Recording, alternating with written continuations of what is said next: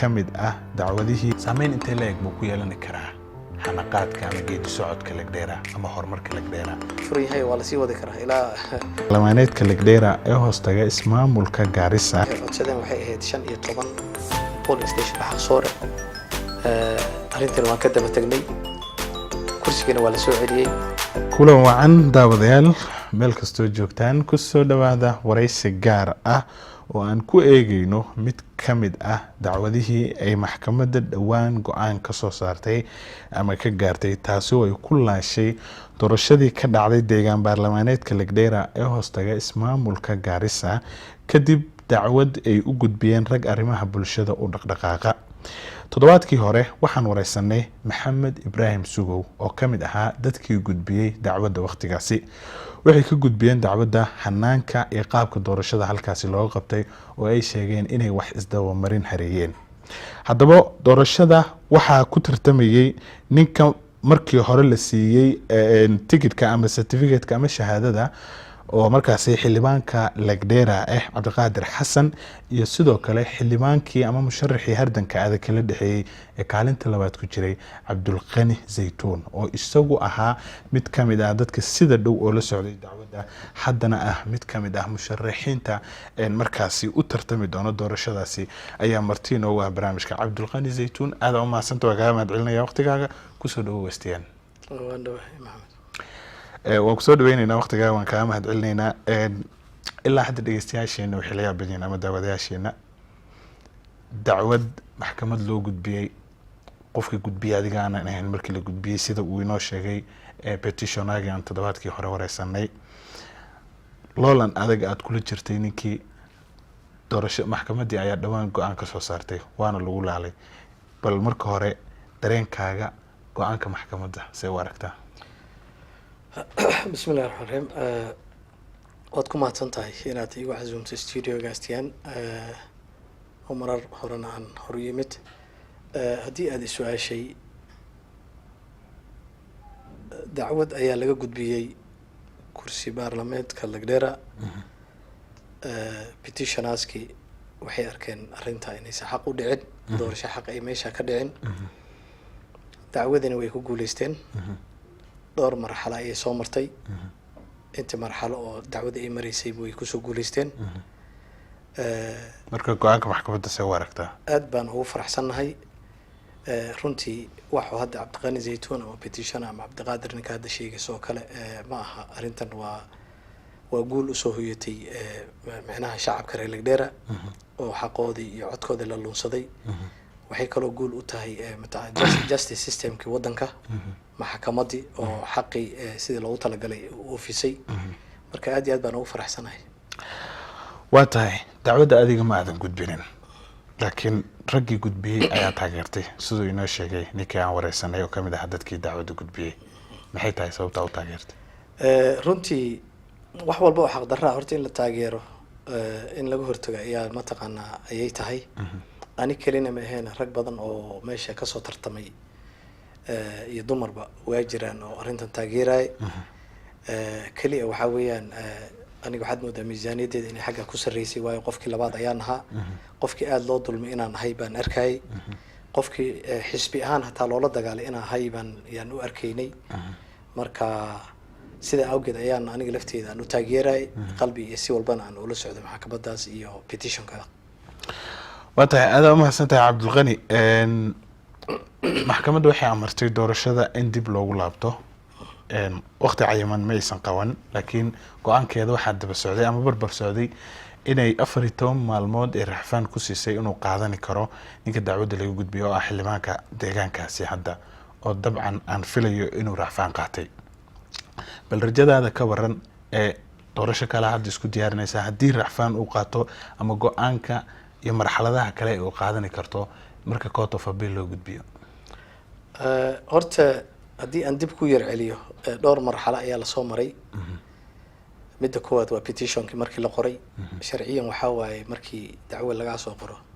su'aal walba inaad ka jawaabto qoraal ku soo jawaabtid affidavit wax la jira lagu soo dhaarnay darra waxa dhacday aniga shuhadada ayaan kamid ahaa waxa dhacday in oo marxaladda koowaad sida la filay uga soo jawaabin meelihii laga cawanaya ama polling stationadii loogu talagalay inaysa shuhada laga keenin labada dhinacba IEBC iyo ninka ay warqada siisay si xaq darrada ay ku siisayba labadaba inay mataqaana shuhada saxi meeshii ka keenin marxaladda marka waxaan u arkaynay oo qoraalka in mataqaana petitionerski ay ku guuleysteen marxaladda kale waxay ahayd tan maxkamadda la tagayo oo toos isku wareysanayo cross examination ayaa lahaa tiina kolley shuhada hataa meesha ka cararta waan haynaa dad aan meesha imaanin su-aala siday tahay aana loo jawaabin qoraal qof uu gacan ku wato oo horaan uu kusoo dhaartay iyo mid uu meesha lasoo istaagay marka la su-aal uu mataqaanaa wax kale uu ku jawaabay IEBC sida oo kale ayaga laftooda waxa ay hadal iskhilaafsan bay meesha la imaadeen qofka qolkan ku jira qofna qolka kale ku jira waa presiding officers kan wuxuu leeyahay meesha dagaal iyo xabad baa ka dhacday meelaha qaar kan kalena waxa ma dhicin buu leeyahay marka arrinta labaadna guul baan u arkay inta saddexaad waxay codsigii petitionerska ay codsadeen scrutiny wax la in baaritaan dheeri la sameeyo tiina hadda kolley si fiican bay mataqaana petitionerska u guuleysteen waxyaabihii ay soo qorteen amasan ay ka cawanayeen dhabti meesha waa laga wada helay taasoo sabab u noqotay electionka in la kaansalo maxkamadan kale racfaan inuu qaataad ii sheegtay waxba ma aha qofka racfaan uu qaadan karaa sharciga u ogol laakiin kolley waxaan dhihi karaa taa racfaankaas hadda ku meel tagaya ma ahe waxaa un waay waa iska muddo dheereen mushaarka yar baa la iskaga baahan yahay kolley baan filaya waxaa la isweydiin karaa cabdiqani zaytuun daawadayaasheena ama qof walbo na daawanayo isweydiin karaa sababta cabdiqani zaytuun uusan isaga dacwada u gudbin maxay tahay runtii siyaabo fara badan ayaa jirta dacwada qofka inuu gudbinin waxyaaba badan oo lagu xisaabtan waqti baa iska jira qarash baa jira siyaabo badan oo wixii loo eegi kara ayaa jirta marka waxyaabo kale oo ku mashquulsanaana way jirtaa laakiin dacwada aad baan u taageerahay waay aad u mahadsan tahay su-aal dabcan dadka isweydiin karaan ay ahayd inaan ka xaqabtirno ayaan rabay su-aashayda waxay ku saabsan tahay racfaan haddii uu qaato oo hadda aan filayo inuu qaatayba racfaanka maxkamadda kale loo gudbiyo rajadaada ku aadan waxay tahay in waqti dheeraysun ay tahay laakiin doorashada dib loogu laabanayo sida aaminsan tahay runtii horta wixii maxkamad baa go-aamisay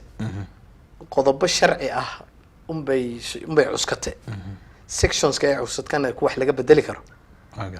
ma arkayno caddeynteedana kolley haddee waa la hayaa iyadoo qoraal iyadoo si walba ah kolley sababtaan kuu leeyahay muddo dheereen baan u arkahayaa saasaan u aragnaa haddii doorashada ay soo noqoto hadda kolley waa untashanaynaa dadkana aad bay taageero zaaid ayay muujinhayaan dawladdii in la galay rabaan maalin hore gaarisa waa lii yeeray usbuuci hore kolley waad aragtaan filahayaa waad la socotay dabcan reelagdheera oo dhanba meesha way kasoo qayb galeen marka waxaad moodaa baahi inay jirtay isbedel loo baahan yahay dawladda in la galana loo baahan yahay waa tahay go-aanka maxkamadda dad badan baa soo dhaweeyey ay ka mid yihiin bulshada reelagdheera wararka ayaynu ku erkaynay iyo baraha bulshada ayay ka muuqatay adigoo ka muuqda weliba dadka soo dhaweynaya go-aanka maxkamadda dad badan oo qoyskan aad ka dhalateen ama adiga aad ka dhalatay iyo beesha guud ahaan cowlahan oo aada usoo dhaweynaya ayaa la arkay oo go-aankaas ku saabsan maxkamadda doorashada ay dib u soo celisay saameyn intee la eg buu ku yeelani karaa xanaqaadka ama geedi socodka lagdheera ama horumarka lagdheera doorasho xilligan dib loogu laabto iyadoo shucuurta dadweynaha arkayna inay tahay mid faraxsan oo ay kusoo dhaweynayaan runtii maxamed horta waxaa weeyaan dadkii aad bay arrinkan ugu farxeen waxayna u arkayeen xaqooda in la lunsaday qofay meesha ugu talagelin ayaa waxay ku arkeen oo warqad la siiyey arrintii way ka gadoodeen wayna caddeeyeen waagii hore oo petitionka la aadayay wax qoys iyo qabiil lana arrintaa iyada ma aysa ahayn maalin horena sida oo kale aniga xataa meesha waa ligu yeeray waan ka qayb qaatay aad bay u dabaaldegeen aad iyo aad bay arrintii usoo dhaweeyeen wax hadda qoys iyo cawilahan saad sheegtay iyo ma ah waa reelagdheera bay ahaayeen oo laf walba leh waxaa ku jira ninkan hadda walaalka waraaqda la siiyey dadka ehelkiisaa ku jiray dad ugu dhow baa ku jiray dadkii kaloon tartamaynay walaalahay kuwii kaloon meesha ku tartamaynay dadkoodiba ayagana meesha joogay arrintii aad baa loo soo dhaweeyey waana lagu farxay waana soo wada dhaweyn waayahay waqti waxaa lagu jiraa abaara oo lagdheera waxaan ognahay meelaha sida daran abaarta u saameysay inay tahay haddii doorasho dib loogu laabto go-aanka maxkamadda uu noqdo mid la ansixiyey oo dib loogu laabto doorasho muddo dheer ay qaadan doontaa campaign dheer ay geli doontiin bal ka waran saameyn intuu leeyahay ku yeelanayaa nolosha dadka reer Lagdheera runtii horta hadda wixii waa process appeal hadii la qaato muddo iska qaadan kartaa bilooyin abaarna waa lagu jira insha Allah taala waa laga baxayaa kulay dadka hadda markaad fiirisay ama aan wareystay oo doorasho diyaar ma loo yahay waxay ku leeyihiinba xaqeena oo la lunsaday dhibkan kala kulanay iyo dawlad la'aanta dhibkan kala kulanay yaaba abaarta nooga daran bay dhan marka dadka abaar walba ay waxay u baahan yihiin isbedelkaas ay rabaan doorashada diyaar bay u yihiin reer Lagdheera hadii la soo celiyo insha Allah taala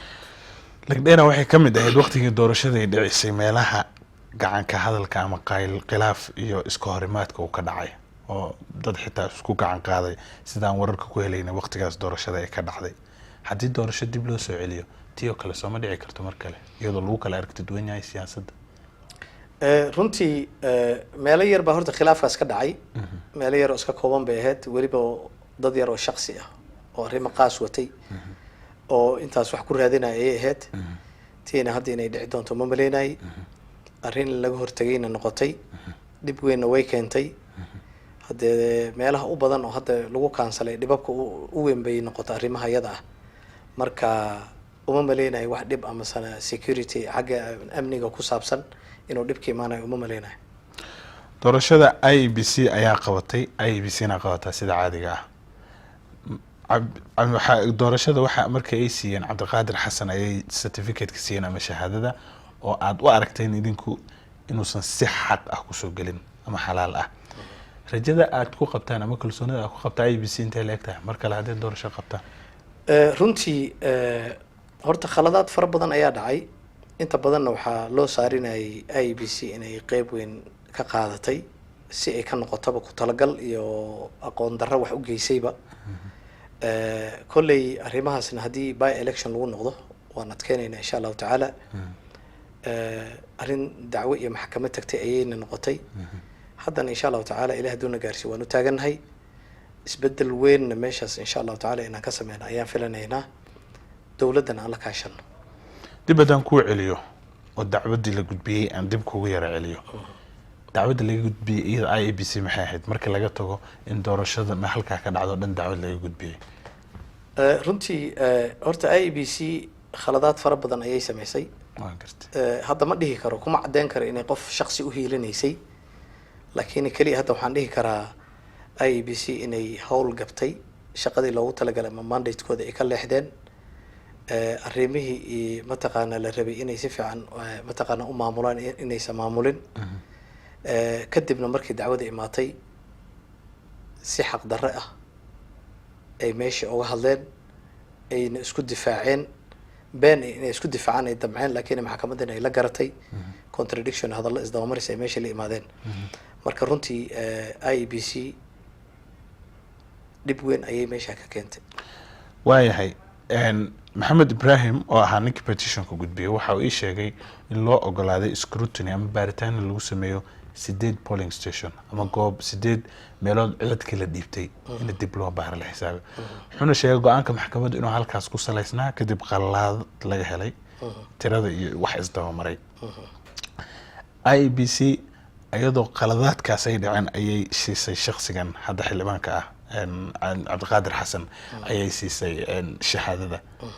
xukun intelega IEBC lagu rogay markii laga soo tago saan maxkamadda ognahay in ay ku amartay in lacagii adiga waqtigii adiga aan iraada lacagii dadka ka galay petitionaska inay celiso xukun kale oo sida ayaa lagu rogay hadii go'aankii maxkamadda aan dib ku yara celin wallahi horta wixii waa iska doorasho ahayd wayna dhamaatay wixii hadda IEBC markii uu adeegayayna waxay iska ahayn dhalinyaradii reerka oo reer Lagdheera kulley ani ahaan haddaad i su'aashay ama petitionaskan hor aad u soo su'aashay wax hadda dacwo intaa ka sii baxsan oo aan mataqaana anaga hadaan u fidin lahayn ma jirto waayo wayna ciqaabeen xaqii dadkii bay lumiyeen kuma lihi qofay u hiilinayeen garasho inay ka noqotaa laga yaaba ma garan karo inay u hiilinayeen laakiin kulley wixii wuu ku cadaaday waana la su'aalay wax hadda aan mataqaana ciqaab intaa ka badan ama aan ka dalbanayno dawladdii ama sana meelihii munaasabka maxkamaddii loogu talagalay ma jirto saa sheegta lacag ayaa lagu ganaaxay IEBC waxaa noo furan baa la yiri ama petitionaska u furan ama dadka in mataqaana dacwo dheeri laga geeyo laakiin aniga hadda cabdiqani ahaan haddaa isu heshay arrintaa ma taageersani waayo dadkii meesha hawsha ka hay waa un dhalinyaradii iyo reerkii dadka reer lagdheera un bay ahaayeen punishmentna waxaaba ku filanba haddee wixii ay soo yabyabeen ama se lasoo hagaajiyaba inay cashir u noqoto haddeeba cashir u noqoto marka intaasaa ku filan wax hadda aan usii haysana hadda i b c dadka dhalinyarada la shaqeynaysa ma sii jirto waayahay go-aanka maxkamadda court of appeal ama maxkamadda racfaanka hadduu noqdo mid lagu ansixiyo cabdiqaadir maxamed maxay noqon doontaa tallaabadaada xigto wallahi kulley talo un bay u baahan tahay waad saa sheegtaa dee wax walba iska dhici karaa haddii noqoto in mataqaanaa asagii loo daayo hadda kulley sharciga waa sii furan yahay waa lasii wadi karaa ilaa meeshii oo xaqii dadkii mataqaanaa ama lagu gaaro laakiin uma maleynayo waayo sharciga waa sharci qoran sharci gaaro hadda court of appeal u yaallo samaysan karaana ma jiro wax walwal iyo cabsina hadda taa naguma hayso waana ognahay meesha hadda ay wax noo joogaan taas cabsi iyo wax ku saabsan court of appealkan kama qabno kaliya waxaan u arkaynaa muddo dheere inay tahay ninka walaalkan kolley mushaarkiisa inuu iska qaato bisho iyo labada waxay u gaarto iyo mobilization oo campaign iyo dhulkii iyo dadkii iyo qoysaskii in laisku duudo intii hor loo soo intaan baan hadda u aragnaa anaga court of appealka uu aaday wax kaloo hadda dheeriyo meesha aan kasii aragna ma laha waayahay cabdiqani zaytuun nin siyaasiya tahay warbixin aan maalin dhaweed diyaariyey waxaa ku ogaaday sida markaan research sameeyey dacwadaha maxkamadda loo gudbiyey inay ugu badnaayeen kuwa laga soo gudbiyey northeastern gobolka waqooyi bari hadday noqoto m c a m p human rep iyo sidoo kale governor waxaa lasweydiin karaa maxay tahay sababta dadka reer waqooyi bari ay dacwadahooda maxkamadda uga bateen marka lala barbardhigo qoomiyadaha kale ama bulshada kale ee ku dhaqan gobolada kale ee dalka runtii waa su-aal aada iyo aada u fiican qof kale ay weydiinayo ma xasuusto waxaa horta nasiib darro ah annaga wax walba inaan isku dayno inaan ku dhameyno qoys iyo masana geed lagu dhameeyo way fiican tahay laakiin arrinta doorashada uma fiicno runtii waayo marka koowaad la tartamahayabo sabab baa loo tartamaya soo maha marka kulley waxaan u maleynahay waxay hadda meesha ay northeastern ugu badatay waxyaabaha aada iyo aada ooga qeyb qaadanaya inay tahay dhaqamadii meesha yaale petitionka hadda markii la geeyey lagdheera oo kale for example ama meelo badan oo ka warhayo waxaa dhacday dadkii in laisku dayo wixii in hoos loo dhameeyo waad dhamaysa laakiin dadka xaqoodii aawe qofkii ay soo doorteen aawe shacabkan xaq bay lahayn sababa kaarkan loo sameeyey kaarka la riday sababa loo sameeyey soo maha marka waxaan u malayn waqooyi bari haddii aad isu heshay inay hadda musuq maasuqi uu ku batay waxyaaba badan oo ka fiicneen hadda uuna gaaray